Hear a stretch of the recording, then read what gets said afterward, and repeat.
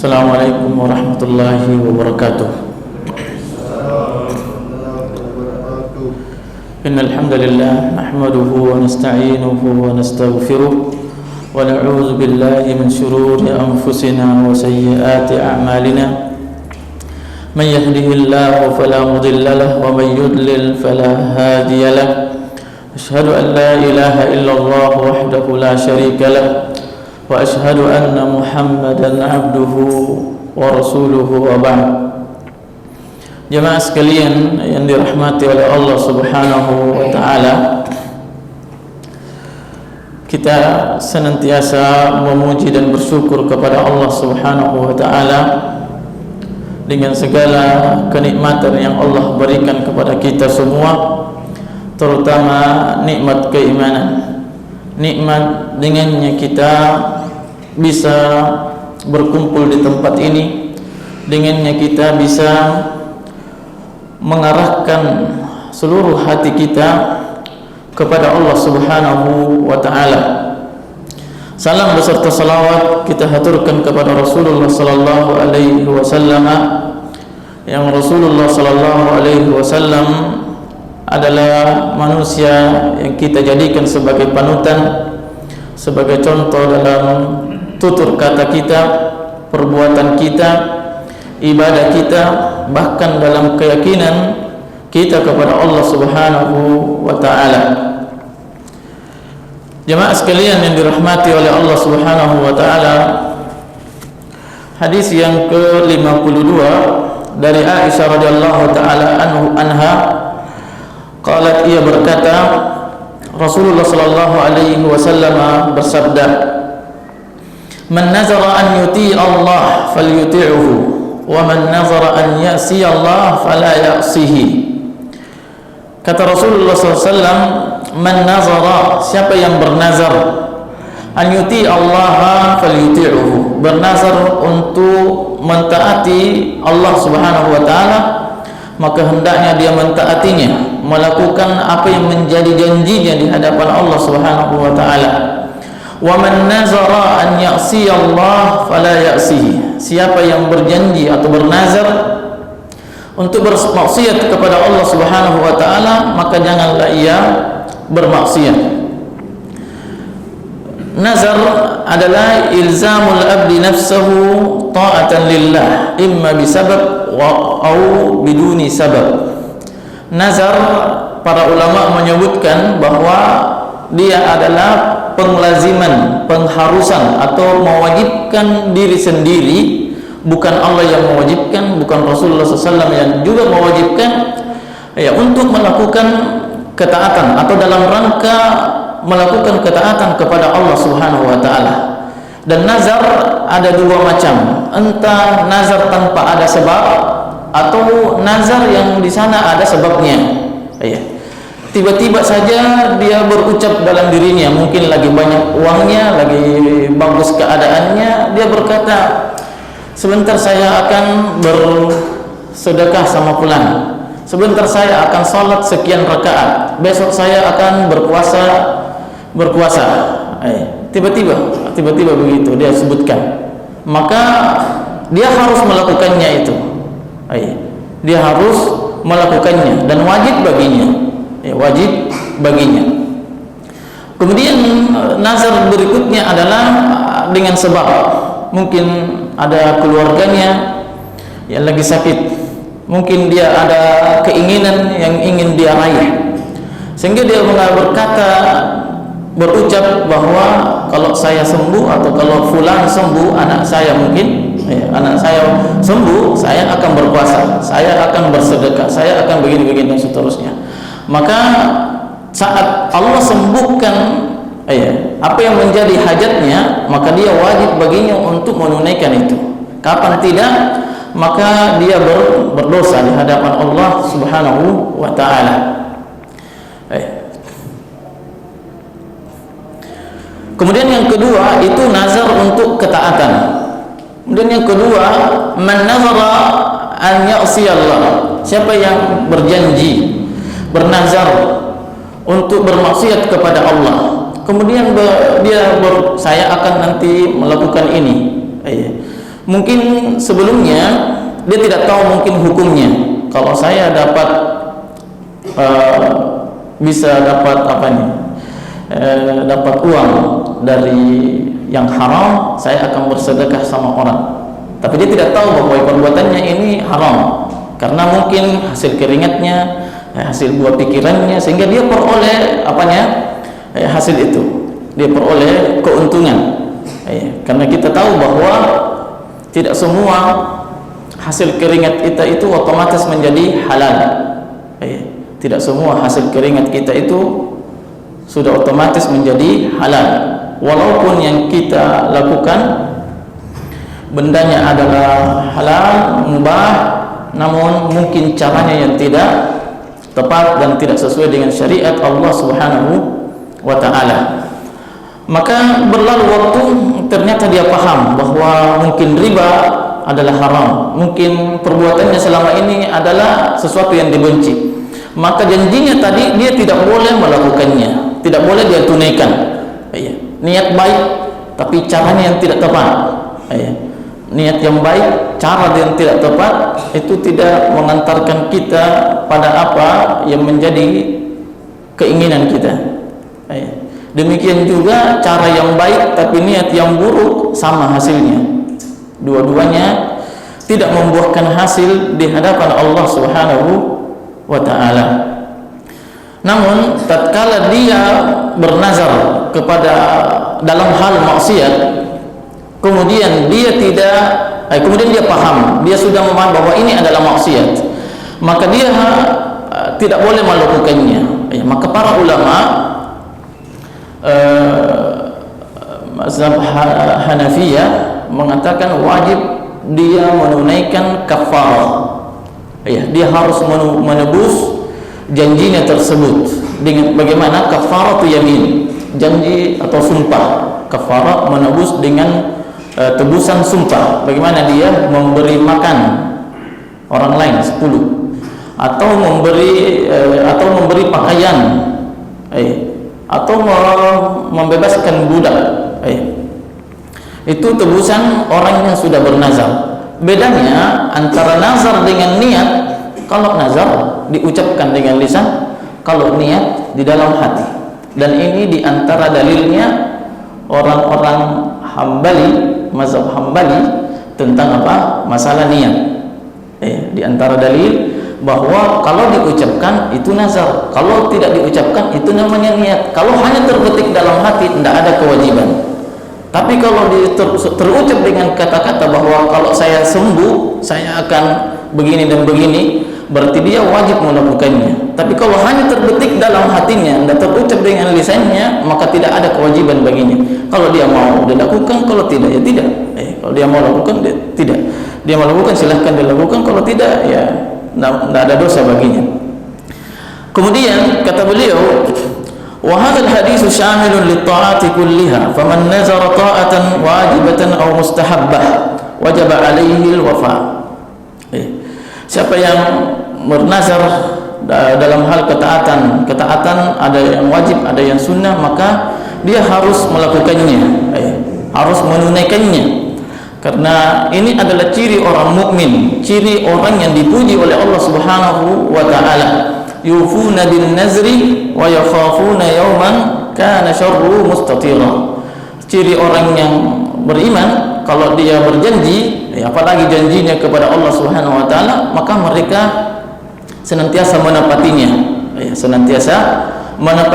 Kebalikannya, orang yang tidak menepati janji atau menjadi kebiasaannya, itu adalah ciri orang-orang munafik, ciri orang-orang munafik. Kata beliau di sini, ma'anna aqdin nazari makruh. Untuk memulai, belum kita baru ada keinginan untuk bernazar, itu hukumnya makruh. Sebagian ulama mengatakan haram, sebagian yang lain mengatakan mubah. Seandainya dia makruh, dalil yang mengatakan boleh. Seandainya dia makruh, maka kenapa Allah mengujinya? Seandainya dia haram, kenapa dipuji oleh Allah Subhanahu wa ta'ala? Yufuna bin nazr. Mereka itu orang-orang yang senantiasa menepati nazarnya, janjinya kepada Allah Subhanahu wa ta'ala. Namun hadis yang lain Rasulullah SAW bersabda, innahu la ya'ti bi khair. Sesungguhnya nazar itu tidak mendatangkan kebaikan, ya, tidak mendatangkan kebaikan. Wa inna ma yustakhraju minal bakhil. Karena nazar itu hanya datang dari orang-orang, hanya dilakukan sama orang yang pelit. Orang yang pelit. Kan dia tadi mau puasa kalau sembuh, kalau tidak sembuh tidak puasa. Dia mau sholat sekian rakaat, kalau dia punya nanti dapat keuntungan sekian dalam bisnisnya, kalau tidak dapat tidak sholat. Padahal sholat adalah ibadah, adalah ibadah. Maka di sanalah di antara apa bisa faedah yang kita bisa peroleh, yang namanya keikhlasan. Keikhlasan itu tanpa ada pamrih, tanpa ada keinginan yang lain, tanpa ada keinginan yang lain kecuali keridhaan Allah Subhanahu wa ta'ala. Nah, kemudian hadis selanjutnya, hadis yang ke-53 dari Ali radhiyallahu taala anhu. Ia berkata, Rasulullah SAW bersabda, al-muslimun tatakafa'u dima'uhum wa yas'a bi zimmatihim adnahum wa yuraddu alaihim aqsahum wa hum yadun ala man siwahum ala la yuqtalu muslimun bikafir wa la fi ahdin fi ahdihi. Rasulullah SAW bersabda, orang-orang muslim darahnya itu sama,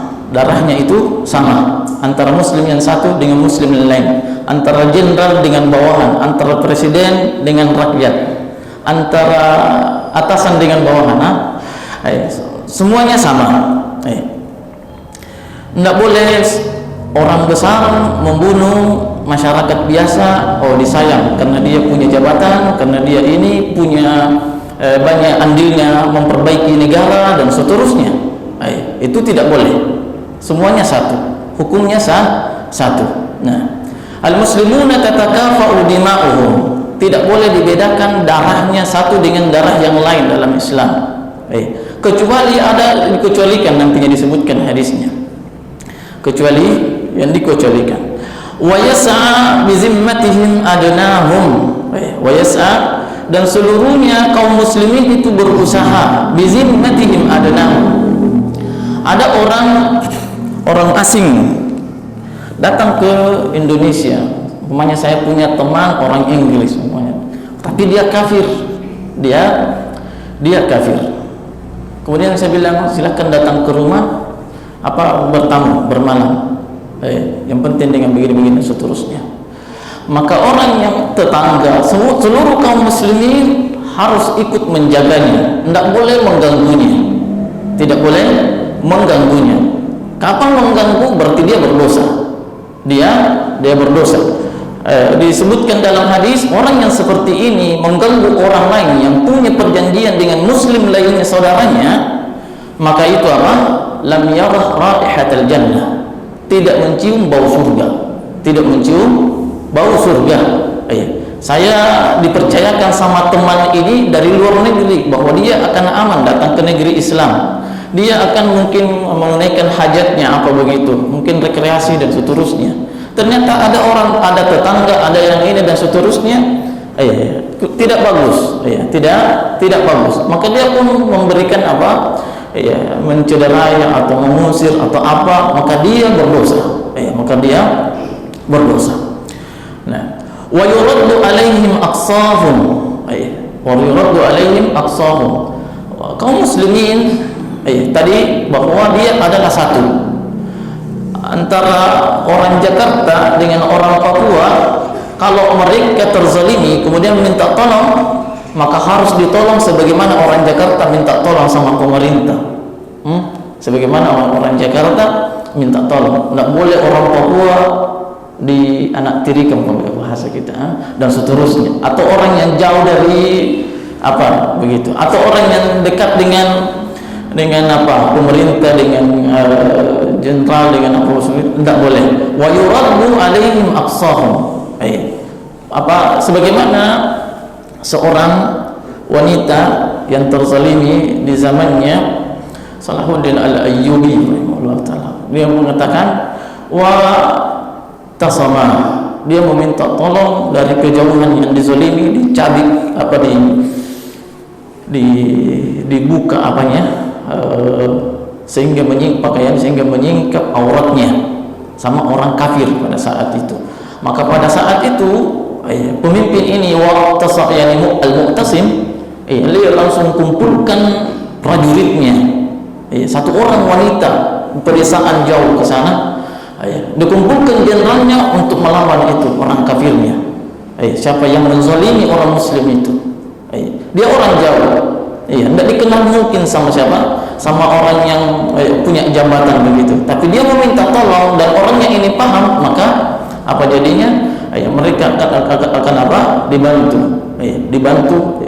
Kata Rasulullah SAW, unsur akhaka zaliman atau mazluman, tolong saudaramu apakah dia orang yang zalim atau dia orang yang terzalimi. Orang yang zalim ditolong, ditahan dari perbuatan kezalimannya. Orang yang dizalimi ditolong, dibantu apa yang dengannya dia terzalimi. Wa yuraddu alaihim aqsahum, termasuk dari pembahasannya para ulama menyebutkan di sini dia adalah at-ta'min. At-ta'min, keamanan, keamanan. Mungkin ada prajurit peperangan, mungkin ini bahasan hadisnya, peperangan diutus oleh presiden ke sebuah negara perangi kaum itu, tapi ada pasukan khusus Sariyah, pasukan khusus diutus oleh Pak Presiden begitu, bahwa dia yang maju di terdepan. Kemudian kalah orang tersebut, kalah kaum tersebut, dia peroleh ganimah. Dia peroleh ganimah, harta rampasan. Maka bukan hanya orang yang memperoleh, kalau prajurit khusus itu yang bisa menikmati harta rampasan ini, tapi semuanya ikut menikmatinya. Cuma ada bedanya, apa yang ada di tangannya orang lawan itu, mungkin karena dikalah pedangnya sama orang yang membunuhnya, dia yang ambil itu, yang apa yang ada di tangannya di situ. Tapi apa yang selain daripada itu kemudian ada harta yang lain lebih banyak, maka itu dikembalikan ke Baitul Mal, kemudian dibagikan kepada prajurit semuanya. Semuanya, tidak bisa hanya prajurit khusus saja. Wa hum yadun ala man siwahu, orang mukmin itu satu, persatuannya kuat. Rasul SAW menyebutkan dia bagaikan satu tangan. Bagaimana kalau satu tangan? Satu tangan kalau terluka semuanya ikut merasakannya. Ikut merasakannya. Ala, ketahuilah, la yuqtalu muslimun bikafir. Tidak boleh orang mukmin dibunuh karena mukmin ini membunuh orang kafir.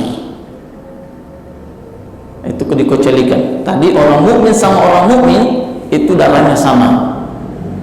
Orang mukmin sama orang mukmin darahnya sama. Tapi orang mukmin dengan orang kafir tidak bisa disamakan.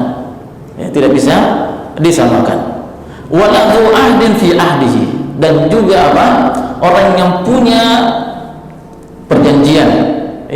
Tadi turis datang ke Indonesia dengan waktu sekian lama, kemudian dia punya perjanjian untuk tidak membuat keonaran, kekacauan di negara kaum muslimin, maka itu juga tidak boleh dibunuh, tidak boleh dibunuh. Nah, atau maknanya adalah antara negara yang satu dengan negara lain dalam batasan tertentu, muanya 1 tahun ini tidak boleh kita berjanji, tidak boleh mengadakan perang. Kemudian pas baru 3 bulan, baru 2 bulan sudah menyerang, itu tidak boleh. Itu haram hukumnya. Nah,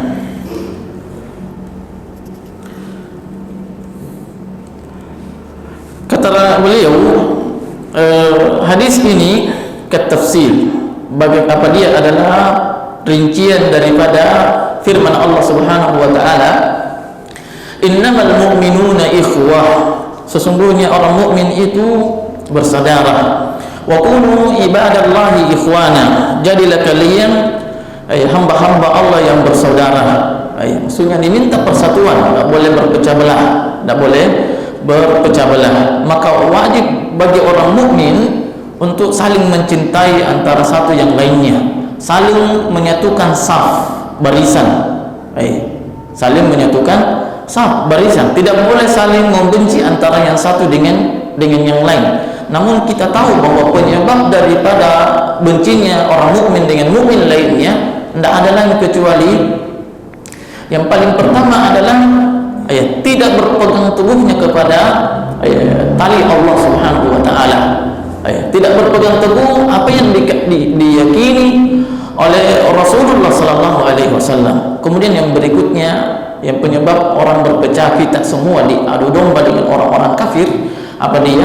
Penyebab karena dunia, karena dunia.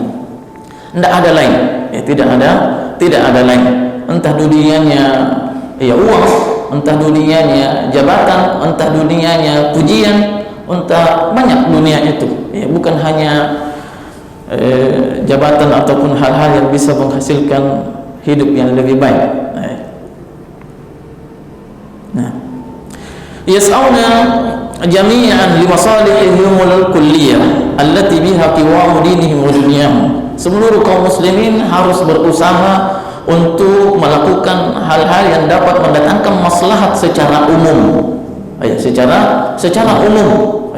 Apalagi ada orang yang merusak karena ini bukan dipunyaku, ini pemerintah kampung banyak. Itu tidak boleh, dosanya lebih banyak. Dosanya lebih banyak, fasilitas umum dirusakin, fasilitas umum dirusakin dan seterusnya. Wala yatakabbaru syarifun ala wadi'. Tidak boleh menyombongkan diri orang yang mulia taraf kehidupannya di masyarakat tertentu. Tidak boleh menganggap remeh masyarakat biasanya, orang-orang yang biasa. Dan ini tidaklah seseorang menganggap remeh orang lain kecuali di dalam dirinya ada kesombongan, kecuali dalam dirinya ada kesombongan. Dan kesombongan, kata Rasulullah SAW, la yadkhulul jannata man kana fi qalbihi misqala dzarratin min kibr. Tidak masuk surga orang yang di dalam hatinya ada sebesar biji zarrah, biji sawi daripada kesombongan. Rasulullah SAW dalam hadis qudsinya, al-kibru ridai, al-kibru ridai. Allah Subhanahu wa taala yang mengatakan itu. Kesombongan itu adalah selendangku, kata Allah. Siapa yang berbuat sombong berarti dia telah menarik selendang Allah Subhanahu wa taala. Mengambil barang orang lain itu zalim. Namun mengambil selendang Allah itu lebih zalim lagi. Artinya tidak ada yang berhak untuk menyombongkan dirinya kecuali Allah Subhanahu wa taala. Wala yahtakiru ahadun minhum ahada. Tidak boleh saling mencela antara yang satu dengan yang lain, menganggap remeh orang lain. Ya ayyuhalladzina amanu la yaskhar qaumun min qaumin. Tidak boleh, wahai orang-orang mukmin, wahai orang-orang beriman, janganlah di antara kalian saling mengejek, saling mencela antara mukmin yang satu dengan mukmin yang lain. Boleh jadi yang kita anggap itu biasa-biasa saja, ternyata dia lebih mulia di hadapan Allah. Boleh jadi yang kita anggap enteng itu adalah orang yang biasa saja, ternyata dia lebih kekal kehidupannya. Kekal kehidupannya maksudnya setelah kematiannya lebih panjang untuk disebut namanya, sebagaimana Nabi Musa dengan Fir'aun. Nabi Musa sampai hari kiamat tidak akan punah namanya, tidak akan sirna namanya, sebagaimana Fir'aun juga tidak akan sirna. Perbedaannya, kalau Nabi Musa tidaklah disebut namanya kecuali dalam konteks kebaikan dan pujian. Adapun Fir'aun maka tidaklah disebut namanya kecuali keburukan, keburukan. Fa innahu la yustaratu fil qisas illa al-mukafa'a fid din. Di dalam qisas, orang membunuh satunya membunuh juga. Orang membunuh dengan membunuh orang lain. Maka tidak ada syaratnya dalam Islam kecuali apa? Illa al-mukafa'ah. kecuali darahnya itu sama, dan tidak ada persamaan dalam Islam kecuali karena keimanan. Tidak bisa ini ulama dia membunuh orang, tidak boleh dia dibunuh, atau dia adalah pejabat kemudian dia bunuh orang, tidak boleh dibunuh. Dalam Islam tidak ada, semuanya dapat bagiannya. Satunya mencederai, congkel matanya, dia juga dicongkelnya matanya. Dia lukain orang, diukur itu lukanya berapa dalam. Dan itu dipraktekkan di mana, di sana di Saudi. Di Saudi itu berapa dalam lukanya, maka diukur berapa dalam. Namanya kisos. Kisos itu adalah secara bahasa adalah tatabbu, mengikuti. Mengikuti. Apa yang diikutin? Ya orang zalim gitu. Yang diikutin adalah orang yang zalim. Tapi jangan menuntut hukum ini sebelum memperbaiki Islam. Jangan menuntut hukum ini tegak kecuali memperbaiki dulu Islam, dan itu dimulai dari diri, keluarga, dan seterusnya. Jangan menuntut di sini di Indonesia sebelum Islam itu baik.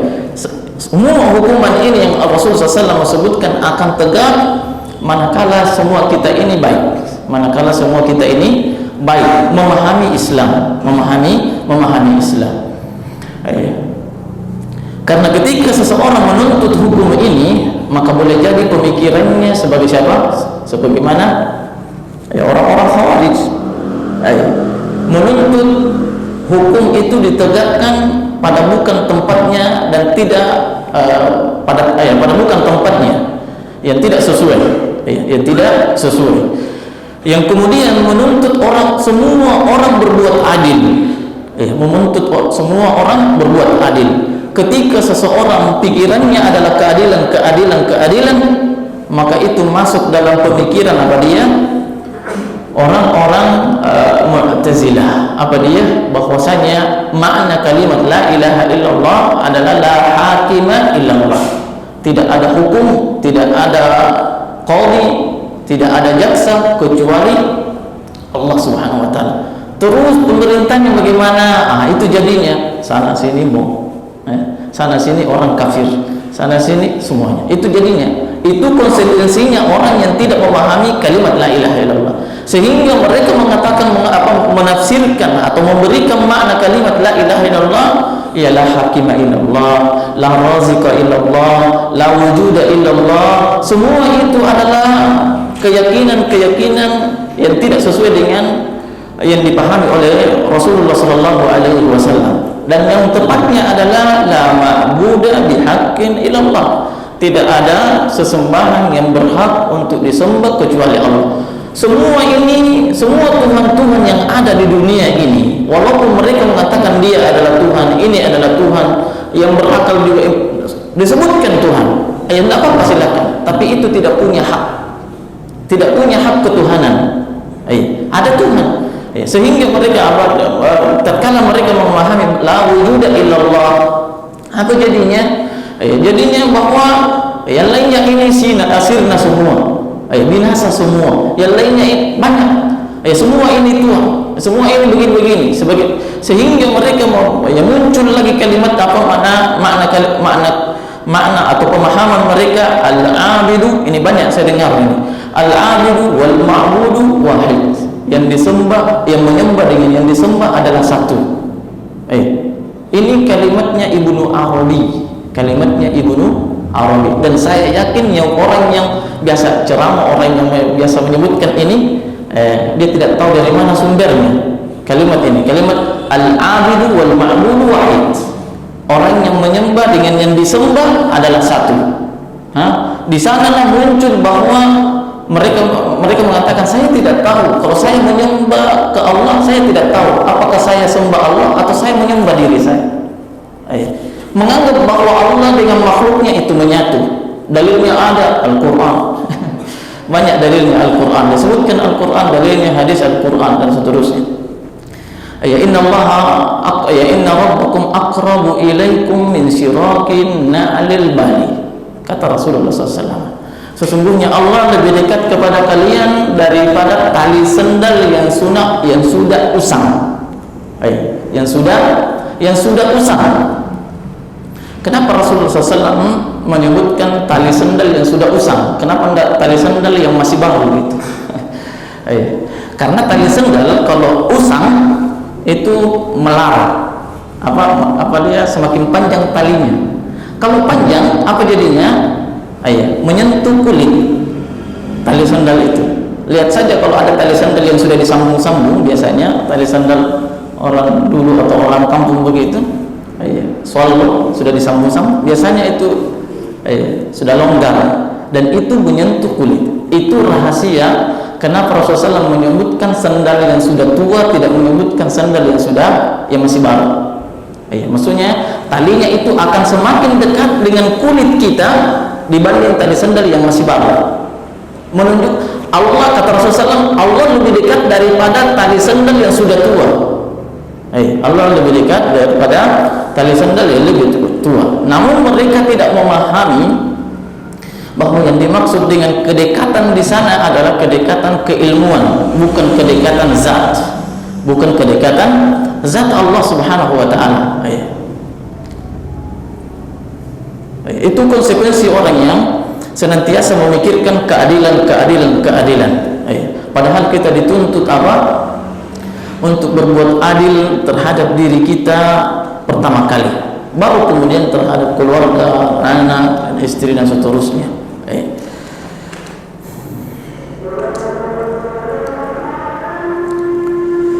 Nah, wa fa innahu la yushtaratu fil qisasi illa al mukafa'ah fid din. Kecuali sama dalam agama. Kecuali sama dalam hal agama, artinya sama-sama Islam, maka itu tidak boleh dibunuh antara yang satu dengan yang lain. Kalau antara satu, kecuali dia harus dibunuh kalau membunuh orang lain dari kaum muslimin. Adapun orang lain atau orang kafir dan seterusnya, maka dia tidak boleh dibunuh.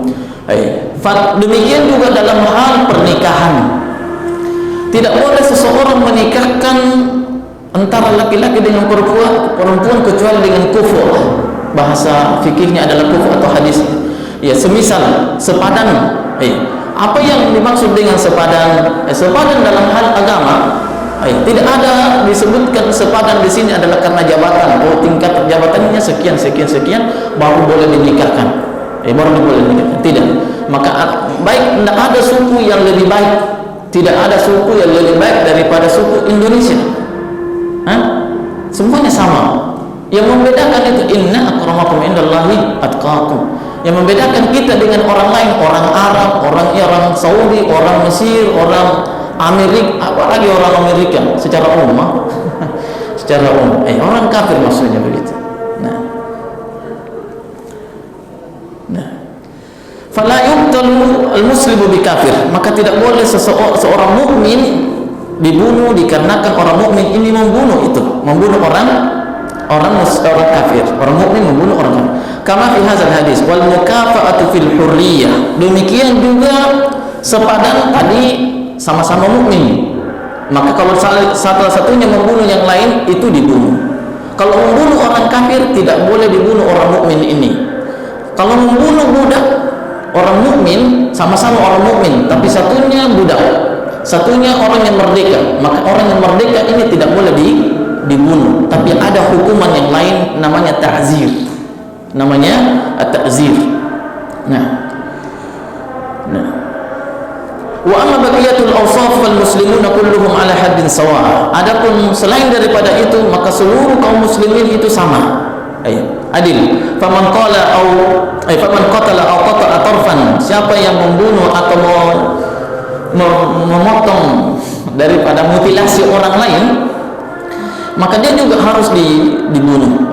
Harus dibunuh. Dibunuh atau diperlakukan dikisos. Falahum ayyaqtasu minhu bi syartil mumasalati al-'udw. Dengan syarat kalau tangannya dipotong juga tangannya.